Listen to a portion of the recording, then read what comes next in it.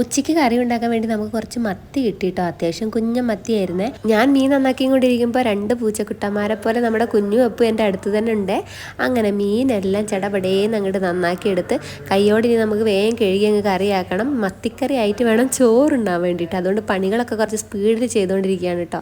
അങ്ങനെ മത്തിയെല്ലാം നന്നായിട്ട് കഴുകി വൃത്തിയാക്കി എടുത്തിട്ടുണ്ട്. അപ്പോഴേക്കും അമ്മ ദേ മീനിലേക്ക് ആവശ്യമായ തക്കാളിയും ഉള്ളിയും ഒക്കെ നന്നാക്കിക്കൊണ്ടിരിക്കുകയാണ് കേട്ടോ. കുറച്ച് മീൻ നമ്മൾ ഫ്രൈ ചെയ്യാൻ വേണ്ടി മാറ്റി വെച്ചിട്ടുണ്ട്. ഒരു സെൽഫി വീഡിയോ എടുത്തുകൊണ്ടിരിക്കുമ്പോഴാണ് ആ സത്യം ഞാൻ മനസ്സിലാക്കിയത്. മാല കാണുന്നില്ല. പിന്നെ കുഞ്ഞുവിനെ അപ്പുനെ തരാൻ വേണ്ടി വിട്ടെ. അമ്മ കൈയോടെ പാത്രങ്ങളെല്ലാം കഴുകി വെക്കുന്നുണ്ടായിരുന്നു.